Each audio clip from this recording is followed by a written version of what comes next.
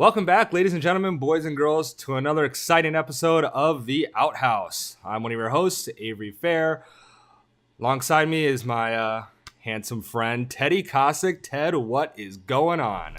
Chilling, man. Another day in the life, you know. Just hanging out. A lot of good things to talk about today, though. I'm excited about it. Are there good things to talk about today? Because I think so. Okay, well, we'll see how it goes. The first one up on the list there is, the Game of Thrones is finally over.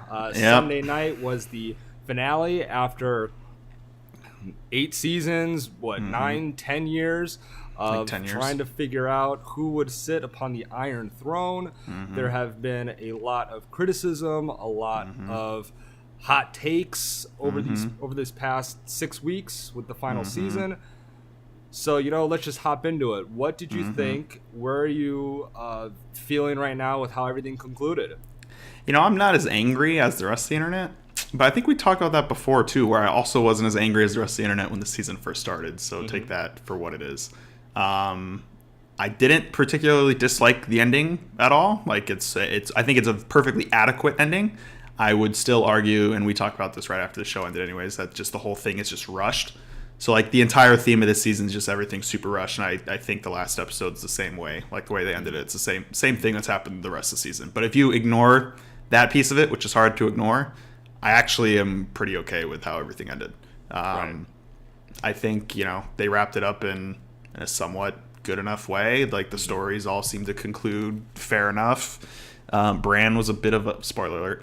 Bran becoming king was a bit of a shock just because you don't know that much about him in the shows. But apparently in the books you do know a lot more about him, and his backstory as a Targaryen and this whole thing. You actually shared some interesting Twitter stuff with me. So that was good backstory, but they don't tell you any of that in the shows. So that's kind of a bummer. Yeah. I don't know. What'd you think? I'm kind of, I sit with you a little bit more. I mean, I wouldn't say that I'm as accepting of a lot of the things that had transpired over the past 6 weeks, but I'm kind of generally where you are. I think the majority of, or at least in my mind, I think every single problem that have stemmed from this season results from the main issue, and that's it was too short. Yeah, way too short. It was too condensed. Only 6 episodes, even though, sure, each episode was 60 to 120 Still on not average. Enough. It wasn't enough. And a lot of the storylines didn't fail. They felt incomplete because things should have just Dany becoming, starting to go down that Mad Queen final arc of her character. That could have been an entire season on its own. It happens in one episode instead. And it happens in one episode. And so, again, we can go down a list of picking out, issues here and there, which we will momentarily, but want to say that the issues mainly all stem from the fact that everything was too rushed, and it's unfortunate because this show from the beginning was hell-bent on uncovering almost every detail possible, trying to stretch out storylines and making sure they're completely flushed out. And it's unfortunate that this season in particular, but kind of also in season 7 to a certain extent, really kind of fell below that bar of expectations that show kind of made for itself early on. I don't know. I think it definitely, once the book ran out, the pacing of the entire show changed, I guess is the best way to put it. And it went from being the entire show not really being about the main story, sure, but being about the connection between all the characters and all the side stories and backstories and all that kind of stuff, to just being like here's your 6 protagonists and here's what they're doing. So it's just a tone shift. But yeah, it's a bummer. Is what it is, though. So I mean, I had some more specific issues that I kind of, like I said, it was too rushed. Lay them on me. So, I don't know if you noticed this. Remember when John is trying to get Grey Worm not to kill those Lannister soldiers, right? And Sir Davos has said, John, let's go talk to the Queen. Let's see what's going on here, okay? Yeah. So John leaves Grey Worm right there, okay? When John gets to where Dany, I assume this is all the same walk, right? The same him going over there. he gets to where Danny's gonna do her victory speech. How the hell did Grey Worm get up there? Yeah, maybe he. I mean, you would like to think it's the same walk, but doesn't John just appear? Oh no, he walks up the steps, right? Yeah, he's walking just like the same way that Arya did and walked. But Grey Worm was slit those throats real quick and go Assassin's Creed. Just climb up the walls and boom, beat you, motherfucker. That's funny. I didn't think about that. And I mean, and those type of weird edits kind of were very apparent throughout. I mean, the fact that there was that coffee cup in episode, what was it? Four? Yeah, episode 4, there was the coffee cup, and then there was a water bottle in this episode behind Sam's chair. Those types of things just tell me that it was very sloppy in terms of the editing, and that's the bottom line. I don't know how those things can kind of get missed, especially in the same season, just a couple episodes apart. Yeah, I think it's just all a timing thing. I think it's the same thing. They rushed through the script. They rushed through filming it. I mean, I get it took 2 years from the last season, but I mean, they weren't like filming and editing it for 2 years, right? So right. I think it's just everything from the storyline to the production is just rushed. Like that's as simple as. And I think that's a good thing to bring it up is the fact that it took 2 years. I think that's a big reason why a lot of people are probably still upset about this because they took a whole year off after season 7, and so that almost added more additional hype to this already astronomical, hypeness that was surrounding this. And just for it to fall flat like this probably is why a lot of people feel very, very disappointed. Yeah. Another thing was, after the whole, or maybe I'll try and go in chronological order here. So John goes up, he kills Danny. First of all, I loved that whole scene with when they're in the throne room, her talking to John about her brother explaining what the Iron Throne is, her imagining all those swords, the thousands and thousands of swords. I thought that was really cool. Kind of just it felt like old Danny again, and so that was pretty cool. And then the whole he knifes her, Drogon comes and he lights up that motherfucker of an Iron Throne. Yeah, and I thought that was really cool. It was a really cool shot to see him just melt that sucker and then take Danny and leave. Now, I guess John was still being a good guy and said, "Hey guys, sorry, but I killed her and she's gone." I mean, I understand John's, he's a good guy and everything, but he could have just kind of covered up that blood stain and said, I don't know what the hell happened. The dragon just lost his shit and then I don't know. That's fair enough. I didn't think about that. Fair enough. But after the whole, when there's that time, was it the months in between, right? Of that happening long. And then so weeks, there's some time, something right? like that. Yeah.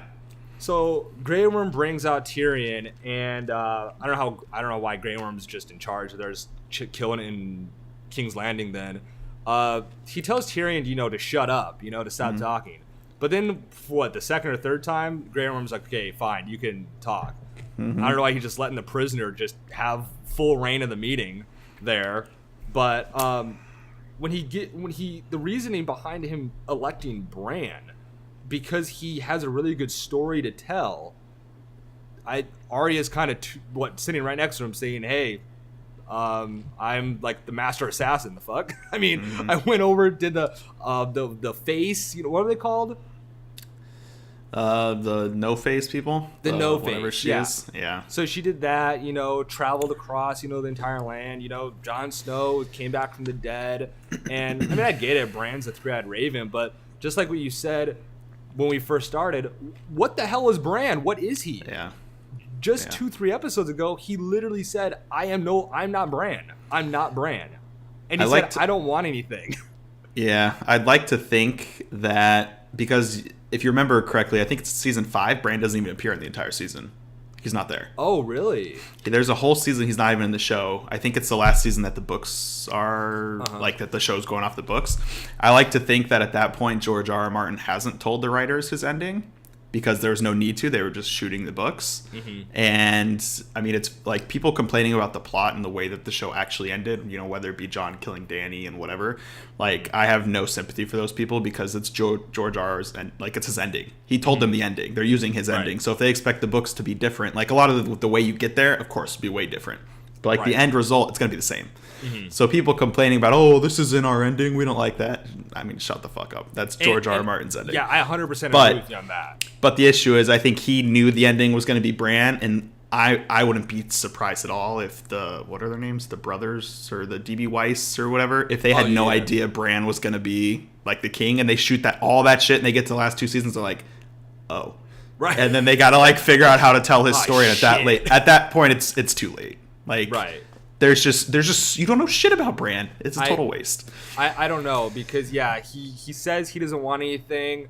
Now Tyrion goes, you know, I don't know if you want it. Well, it's like, let's go, baby. Why do you think I came all this way? Yeah. I mean, I guess. And then I still don't know whether or not if Bran can see into the future.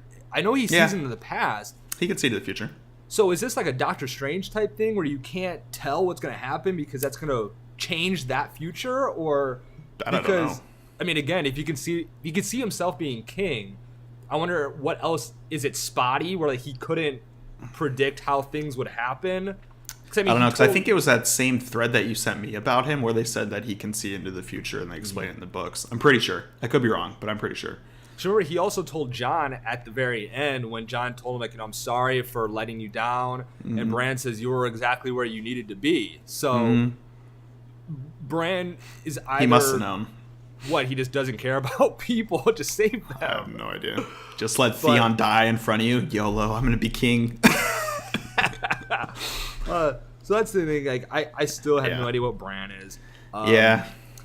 Ultimately, the White Walkers were wasted. From the very first scene of the show, the White Walkers and Winter's Coming has been this looming threat over Westeros for the duration of the show, and to have them end so abruptly in episode 3 to me is probably the biggest disappointment in my mind, just because again, you build up the Night King, you build up the fact that he wants to kill Bran, you build up Jon's entire character arc has resolved around him defeating the army of the dead, and the battle was cool. It was just, that's done. I was hoping to find out more background info on who exactly was the Night King and things like that, but we didn't.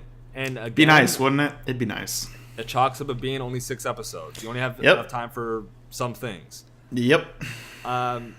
Another thing, I don't know if you noticed, Dan, I think this kind of comes up with the fact that, you know, it's a TV show and you have a certain amount of money and a certain amount of bodies to have on screen. But so the Dothraki presumably were just annihilated. And then all of a sudden there's like 1,000 of them. There's thousands of them. Same with the Unsullied. And I get it. I understand that, you know, those are Dany's people, the Dothraki, and, you know, hearing her speech and what was it, Valyrian or whatever, I mean, that was pretty badass. Her, you know, and having all the Dothraki, you know, going crazy back there. It was just kind of weird. They just kind of sprouted. Where were those homies during the fight, man? Just chilling in the backside of the castle, waiting. I don't understand. You're right though. I thought that exact same thing watching it. And then finally, you know, after Bran gets crowned and, you know, they're going on the list of all the different houses of, you know, I support Bran and things like that. Sansa's like, sorry guys, you know, we're gonna keep kicking it on our own. How did everyone let that happen? Or why did nobody else just say, we're gonna do our own thing also? That's an option? I didn't know we could just be our own kingdoms now. You know, honestly, I hate like her character towards the end. I very strongly disliked. I was gonna be so triggered if she ended up on the throne. I get it. Like I understand her motives behind it, and I understand, you know, because she's been screwed over by Cersei, by the crown, literally her entire life.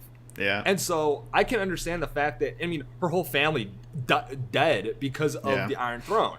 And so I can get why she would want to be separated from that.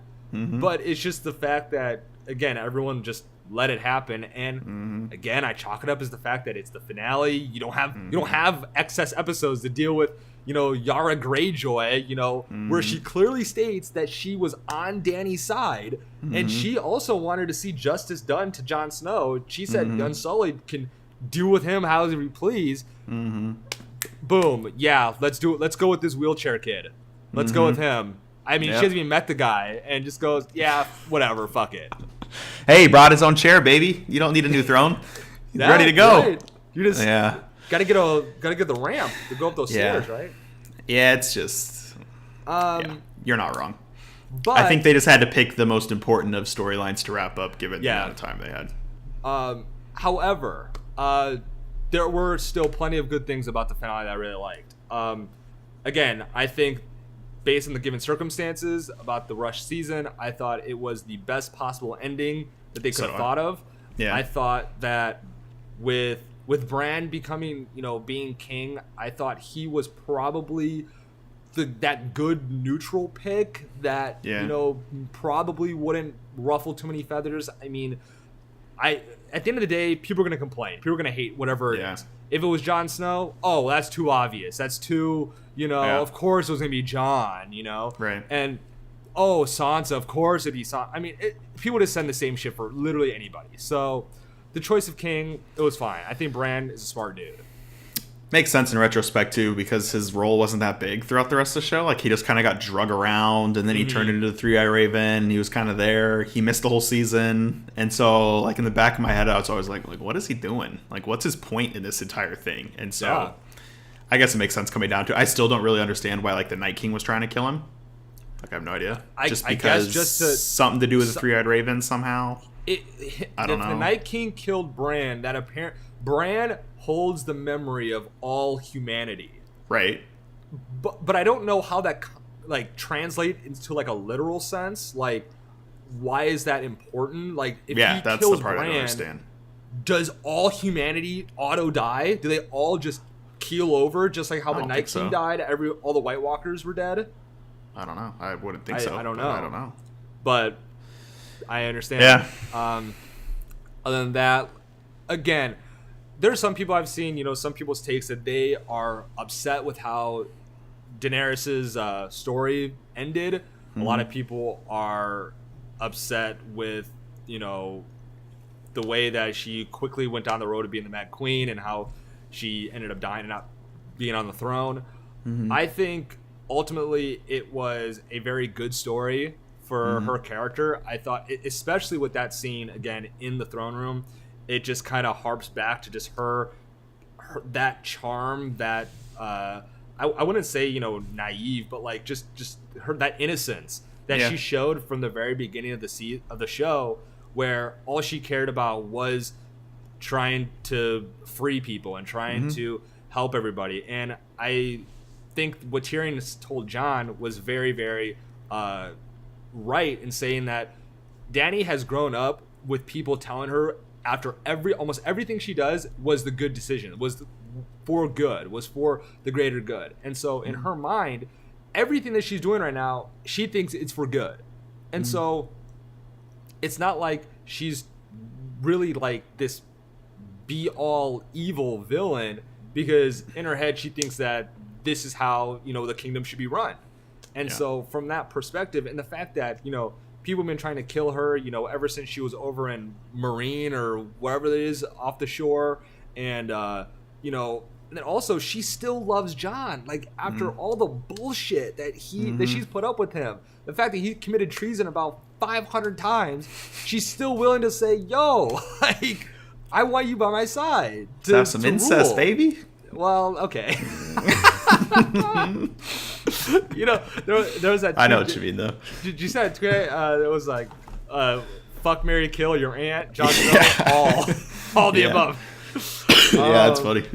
But yeah, I thought her story, it reminded me of just like a Shakespearean, tale, where it was a very tragic end to this beloved character that, and I don't know why people say like, oh, I never saw this coming. I had no idea that she was gonna lose her shit like that. It's like, well, okay. Did you though? Yeah. There's pretty heavy clues It's just people not wanting to see it. Yeah, I mean, if That's all it anything, Tyrion, I was glad that he, at the end, came to his senses and said, you know what, it's on me. I fucked this up pretty bad. But I understand why he stuck with her. I had a big issue with Tyrion the last couple of episodes. I thought, yo, why is he acting real dumb right now? And I get it, he truly saw this woman who was dedicated to trying to unite the Seven Kingdoms and all of Westeros, and he saw this spark in her, and he tried very, very hard to steer her down, that right path, but ultimately too much shit piled up. Missandei getting beheaded, that was pretty big. Someone can only take so much before they lose their shit, and so at the end of the day, I get it, I understand. Yep. I think the big one that we can all agree on is Ghost got his pets. Finally. I just wonder what all the people, the editors or the show, when they see all those comments from, what was it, episode 4? Episode 4. They're like, oh, John didn't pet him. They're like, Omega lol. So I wonder if that was already in the show. I'm assuming it was. It has to or because they're not going to, Kit Harington was off doing press and doing whatever. They're not when you get your ass back down here. Right. I need the CGI wolf there's no way in 2 weeks that they fly him somewhere to film that and then CGI it in, right? It had to have been there the whole time. Yeah. So that must feel good if you worked on the show. That was funny, though. Yeah, ultimately, I was satisfied with how everything turned out. Again, a lot of things stemmed from the fact that it was too rushed, only 6 episodes. Yeah. It's kind of weird. There's something about that, whether it's DB Wise and I don't know, what is it? It's just D&D.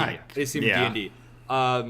They're doing something with Star Wars. I don't know if that had any impact on the fact that they wanted to just rush through this. It's really weird because there were reports that HBO was willing to give them anything they wanted. Anything. You wanted 10 episodes, you wanted 2 seasons, you wanted whatever you need. And this was what they chose. And so you really have to question whether or not they put their full effort into this final season. Yeah, I bet you they put their full effort with the time that they had before. I guarantee they're already working on Star Wars. Because the first Star Wars movie is supposed to be, 2 years after this year's, I think? So 21? I'm pretty positive. Or 22 at the absolute latest. So that means they're already working on scripts and story and whatever and getting cast lists and stuff together to start filming in half a year, probably. I guarantee their Disney deal was contingent on them finishing at a certain time. Probably. And I also wonder if the fact that it took them, 58 nights to do the Battle of Winterfell? 54, something like that. Was it worth it? It's nearly 2 months for a battle that half the people who watched it couldn't see anything. Yeah. It's a lot of time for one episode. Half of that could have been done, filming more of these scenes. And then another thing that, I noticed is that during these episodes, there were very, very long periods of time where literally nothing happened. Just people walking places or whatever. I understand trying to add more weight to a situation, but I don't know how much I need to see Tyrion walk through the wasteland of King's Landing at the beginning of that episode, or Arya at the end of the other episode running through. I mean, it's fine, it adds more, but I just feel as though there are minutes that you could have taken away from certain scenes to then add other scenes that could fully flesh out other storylines or other scenes to try and drive home other ideals. Yeah, you're not wrong. We'll see. I know there's 4 other series in the work to some regard that George R. R. Martin's already working on and producing with them. I did see on HBO, I actually didn't read it, but I got a Twitter notification on my phone that I didn't open that HBO has confirmed one of the spinoffs will not be about Arya. So great. Good. That was the one that everybody wanted. That was the one that I would have watched easily the most, by far. Okay. I'll still watch the others. I don't know if all 4 will get made, but if they make 2, I'll still watch them. But I would have that would have been the most compelling for sure. I would have watched it, but the problem is that I would not want, especially with the sour taste that the series ended on. I don't want it to not pan out, and then it just further drives the negativity around the brand, and that character. I mean, I know everyone loves Arya. It's just, I mean, I feel like the odds of that show being average is probably greater than it being very good and kind of redeeming that. I mean, I don't know. It's just, I think they're better off starting with all the goodwill Arya has as a character versus everybody else. Otherwise, now they're going with totally new stories, and hopefully it sticks. Honestly, it probably will be nowhere near the same pulse as. Obviously, it's not going to be the same as the original Game of Thrones. Maybe we'll get a series about the Night King and how. Just give me a fucking series about what Bran is in the Night King. Yeah, thank you. Yeah.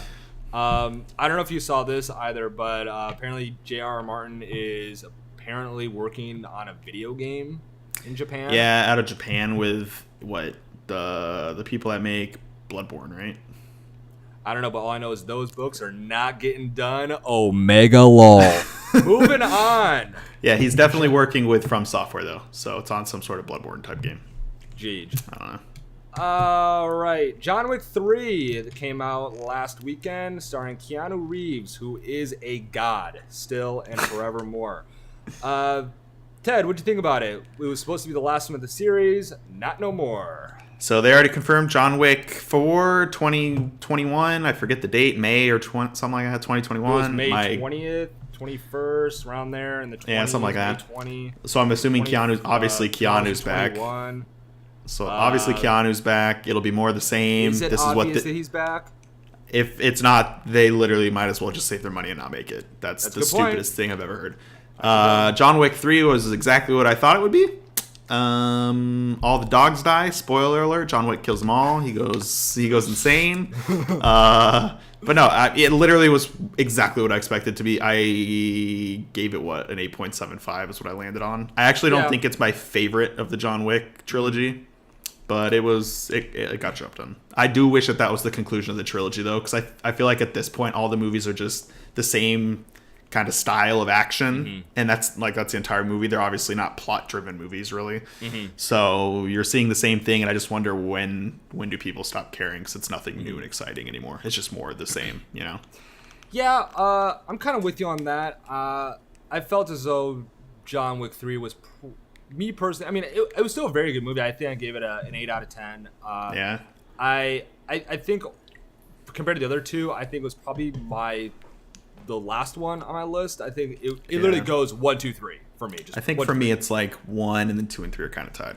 I think the movie it was a little bit cheesy. I thought it's just weird, the vibe of the fact of, in the first movie John Wick is supposed to be this feared boogeyman dude that no one wants to fuck with, and now we got these bad guys, basically asking for his autograph. They're helping him up when they're kicking his ass. They're basically it just felt like the bad guys wanted them to lose to him because he was some sort of legend, this icon, and it was kind of weird, this weird change in dynamics surrounding that character. They tried to I think they literally just tried to lean into the kind of like quasi comedy stuff that Marvel does so well. And it was probably a hit for some people, probably a miss for others. I mean, I didn't mind it. It was kind of unnecessary though. I could have done without it, and it could have just stayed a more hardcore action movie. Yeah. And speaking of that part you said before about how you wish that this was kind of the end to the movie. So again, spoiler alert. All right, so with the end of John Wick 3, so there's this weird twist where the manager who has lost control of the Continental, and he regains it at the end after John Wick essentially helped him, to battle against the High Table. The dude shoots up his bulletproof, suit. He falls down a, I don't know, 20-foot... 20 stories? Yeah, 20 story building. 10 stories, maybe. Yeah. Hits his back against a metal rod. And I'm like, what the hell? I mean... He's a god. We'll get to the fact that he survived that in a minute, but I don't understand why exactly. I mean, I get, they're an assassin world, there's people double crossing here and there, but it just sucked for me to see that the manager kind of felt to me as like this father figure to John, and so to see him kind of turn like that was Yeah. it sucked. I mean, I didn't like it was hard to watch for me because it seemed like a quick and easy, because literally until that scene, the movie very well could have been ending, like the trilogy could have been ending. Yeah. And then literally that scene in the very last one, where he's talking to Morpheus, is which how did he survive getting sliced 7 times? I don't know. But it feels like those two scenes were almost like not the original script, and they decided halfway or 2/3 way through filming, it's like, just kidding, we're gonna do another one. Let's make it go into another one in 2 scenes. I guarantee that's what happened. That's a good idea, because remember there was those talks of John Wick saying like, oh, if you guys love, or Keanu Reeves, if you love the movie so much, we'll keep making them as much as we want. You might be onto something. Maybe they changed the ending. I don't know. I don't know. But it just seems like an easy cop out to get to another movie, basically. Like, I mean, I think it would have been kind of better with those two characters, with the manager and John, almost like, sure, he tries to kill him, to make it look like that with the lady, which that's what I thought was happening, because he falls and stuff, and then later on you see the lady come back, say his body's not there, and he kind of is like, oh wow, I don't know, I thought it was all planned, but then that's what I kind of think too. Still, I don't know. But then John goes to Morpheus, and Morpheus like, you pissed off? You want revenge? He goes, yeah, I do want revenge. And so we'll see. And what you were saying before about how you wish it was ended right here. To me, it's starting to turn into the Fast and the Furious franchise, except with guns and assassins, and which is fine. Yeah, it's cool. I'm gonna still watch these movies whenever they come out. It's just that from the first one, the very first one, I thought there was a lot of emotion in it, and I thought it was very deep in the storytelling, and it still is. This one they did more expanding of the world, which is very nice to see. You saw John's origins like that, this weird Italian style like mob or whatever, where he grew up in, and also with seeing the high table finally, the guy who's in charge, who's some random ass dude, by the way. That's another good point. I don't want to see this franchise start to not peter out, but turn into this churn. Just let's crank them out. Yeah. I don't know. I honestly don't even think the world and plot's that exciting. So just show me people fighting each other and be done with it. Like, that's why I'm good. It's kind of like Fast and the Furious. I don't dislike the story, but the story is the secondary piece of Fast and the Furious too. So yeah, I hear you. Did you know that the first guy he kills with that book, that was the NBA player? Oh, was it? That makes sense. Yeah, okay. The tall dude? That makes sense, yeah. Yeah. Nice. But yeah, so John Wick 3, hardly knew ya. Good enough. We'll talk about it again in 2 years.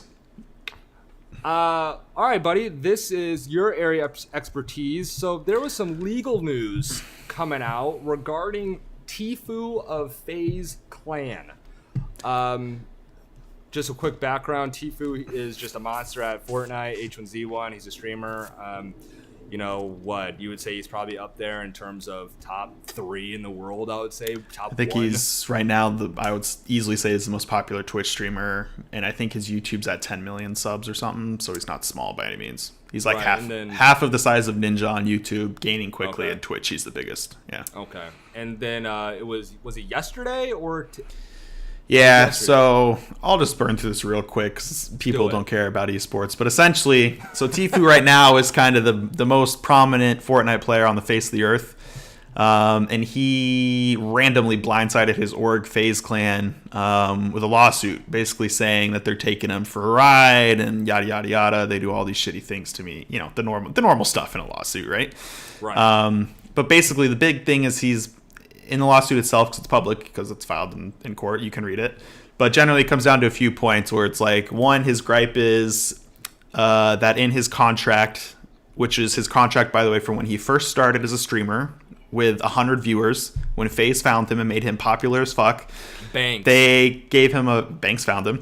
They gave him a contract that was 3 years, And it more or less says any brand deals in there. So like if FaZe brings him a deal to work with Adidas or I don't know, making shit up, with whoever, right, for a sponsorship to do videos or tweet about it or whatever, that FaZe can keep up to 80% is the way it's worded in his contract. Can keep up to 80%, and Tfue can maximum out at 20. But what's been happening is they've taken money from 2 brand deals only, and they've only taken 20%. They've not taken any money from his Twitch, his YouTube, his subs, his fucking anything. So they're taking that small amount of money, and this dude's got to be just rolling in the cash, right? Like he's making millions and millions of dollars a year. Oh, yeah. And FaZe has taken $60K total off of his career over the last year and a half. $60,000. That's it. For finding this kid and making him the most popular gamer on the face of the earth right now, probably. So not to say the contract is written. I went back and looked at it. The contract is written that FaZe can keep up to 80 of those brand deals. Not that they have been. And then I think in the contract there's some stipulation that they might be able to keep some sort of prize winnings and whatever, which they've taken none of his prize money, none of his subscriber money, any of that. And so that's the big complaint, I think, is he doesn't like that, because in theory FaZe could collect more money, even though they've said that they won't. And so I think that's where it stems from, is him trying to protect himself, which is fine and fair. But the weird thing is that FaZe has publicly said, and he has not denied it, and other people have said it, that they've been trying to renegotiate with him to get a better contract basically since he became popular. Said too, yeah. So they've proactively been trying to get him into a contract that he likes better, so he'll be happy at the org. And I guess he's not even been reading the contracts, just been rejecting them, turning them away, basically being a prick. So I think it comes down to, I mean, there's some other things about him being pressured to drink at the house, which they've shown videos of him drinking when he's 16 before, so he's a liar.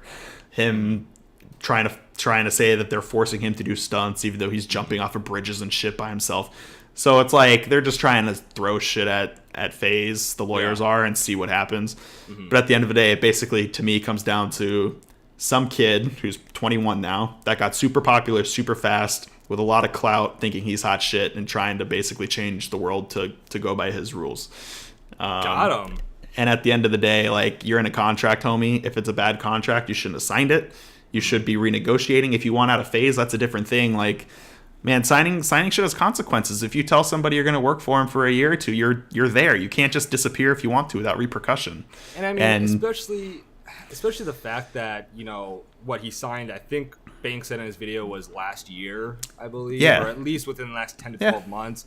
I mean, you got 2 years left, and dude, renegotiate for 2 years and then leave. I know, and that's what happens in every other major sport. Like, right. I don't know where, and like I said before, I'm not as knowledgeable of this side of things, but you know, I watched that Banks video, and you know, I listened to the things that he was saying, and you know, he said that he bought, you know, PCs for, you know, the FaZe house for all those guys, you know, with his own money. You know, he said he takes no salary from them.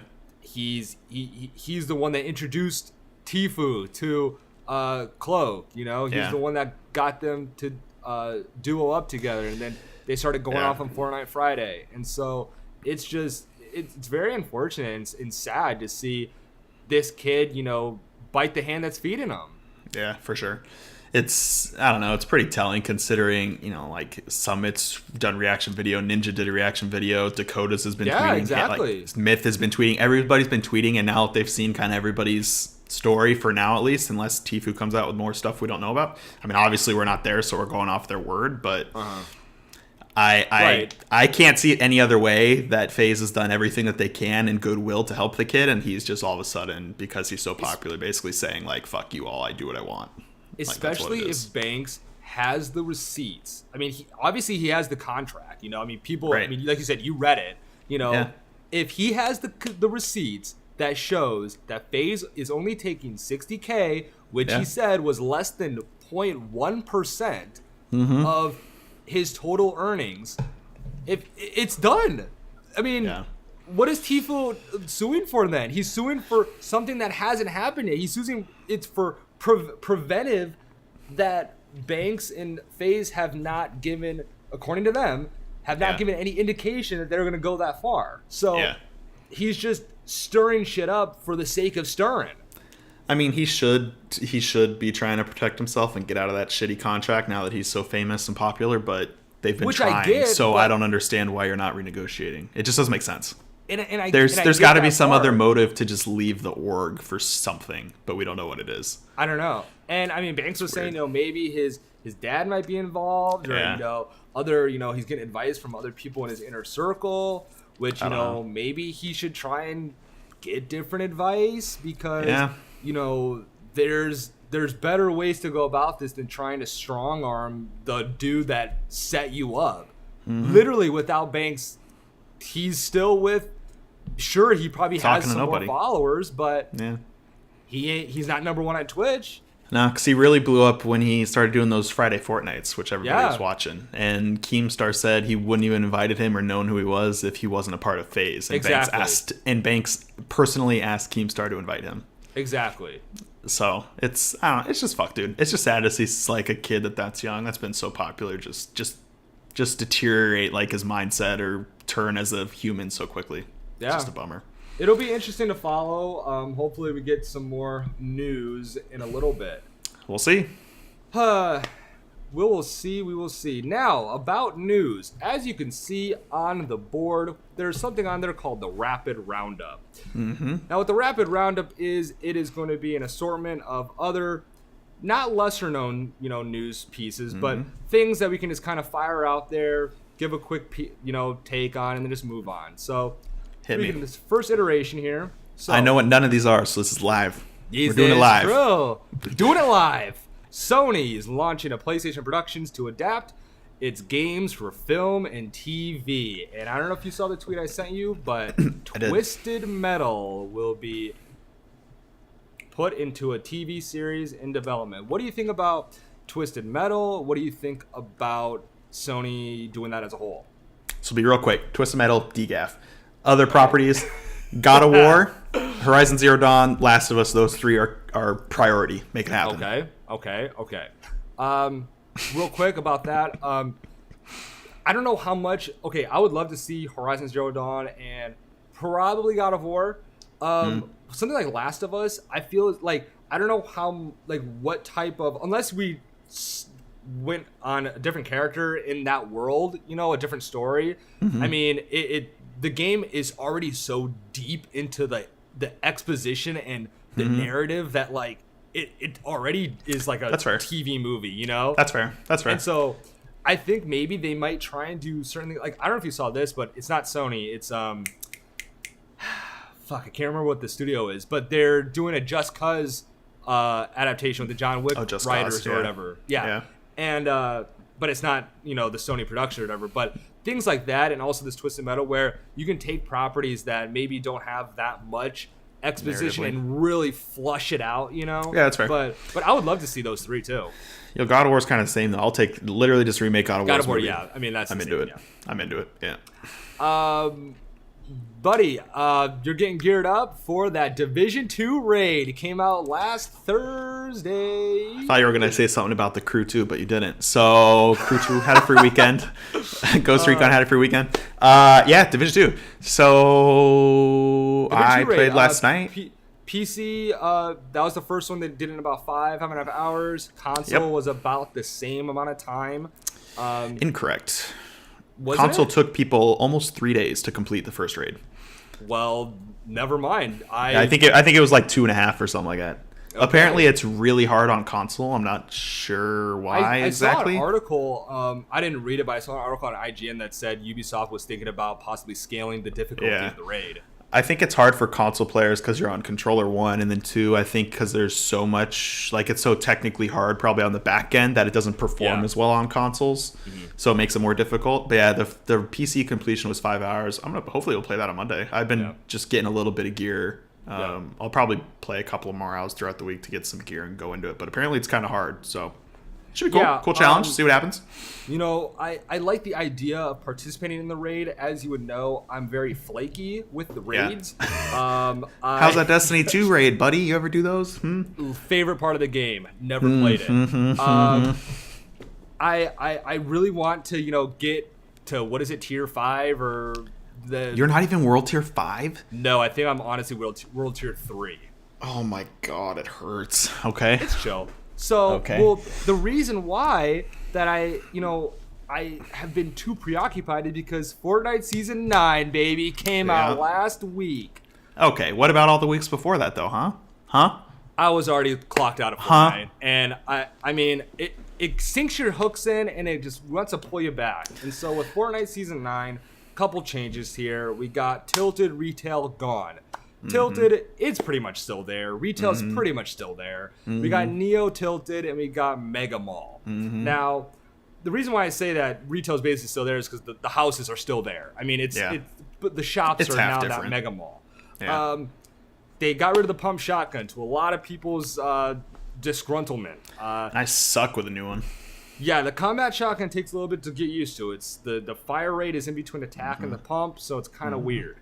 And the damage was a little bit broken. Not broken because it was OP, but it was literally broken. It was doing 29 damage headshots from about 3 feet away. Yeah, I saw that. So Epic did go back. I believe they buffed it. They kind of balanced it back out. I still see a couple 29 shots in there, but it is what it is.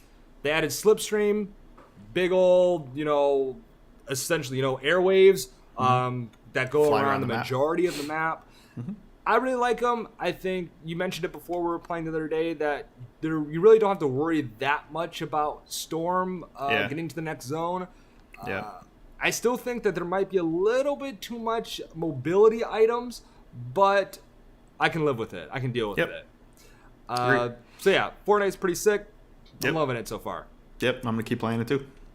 Finally, the Falcon and Winter Soldier TV show that's going to be on Disney Plus. Reportedly, events will be sent after Endgame, which people may think that is common sense. I maybe disagree. I mean, who would know? Like, maybe it could have happened, after Civil War. After, we don't know what those Avengers on Cap's team, we don't know what they did after Civil War and after, Cap busted him out of jail. You don't know what happened between Civil War and Infinity War. So they could have been on some secret missions there. But it is reportedly set after Endgame. That's going to be pretty cool if it is, to see how Falcon and Bucky react to Steve Rogers retiring. We see, hopefully, Sam wielding the shield. And it'll be pretty cool to see what kind of shit they get up to. Hopefully, maybe Baron Zemo's back. He was the villain from Civil War. Nice. He was the one that essentially broke up the Avengers and caused all this shit to go down. Nice. And so that'd be pretty cool. See what happens with that. Cool. I think of those Marvel shows are starting to get more traction, more information pouring out with them. I think they also said that the Loki show was going to be set as that other Loki, that splintered timeline. Makes 100% sense. Makes sense. We'll see if he eventually pops back up in the main MCU line, but it is what it is. That's about it. That's about it, bud. Spider-Man trailer came out. I'm sure you saw that. Mysterio looks badass, but I did. We can discuss that more later because Spider-Man comes out next month, I think, July. So what's the plan until E3? Just play Fortnite and that's right. We have Division E3 coming up. You'll be going down there as Ubisoft's main representative. Congratulations. Okay, not so much, but I'll be there. I'll be there. You will be at E3. That'll be pretty sick. What is that, in 3 weeks? 2 weeks? 2.5 weeks. I believe it's June 11th. It is. 2.5 weeks. So 3 weeks. No, it's 2.5 weeks, yeah. All right, so we'll get some more news on that. In the meantime, Aladdin comes out this weekend. I will see that. Godzilla comes out next weekend. I will see that. And that's it. Oh, Detective Pikachu. Saw that. That was really good. Score. Good. What did I give it? 8.5 out of 10. Okay, sounds good. I mean, based on it's not hard to do, but it was by far the best video game movie made. Yeah, the bar was low. And it was. But no, it was very good. I love seeing the Pokemon on screen. They look very realistic, very weird, but I loved it. I'm working on a review. Check it out, coffeescorner.com. Okay. And I'm going to have that up. I will have the John Wick 3 review up. I will have Aladdin. What did I just say? Godzilla. Just a lot of content. A lot of content. All right. Well, I believe that does it for us today, ladies and gentlemen. Appreciate you guys stopping by. For me, over in Phoenix, Arizona, I'm Avery Fair. Ted over in San Francisco. Reporting in from San Francisco. Soon to be in LA. Yeah. And maybe we'll do can we do a live thing of you on of you? Wait, how do I do that? Oh, there it is. Yeah. E3. But all right, Pop. That's about it. It's been real. All right, guys. Catch us next time. We'll try and get it in pretty soon. All right. See ya. Later.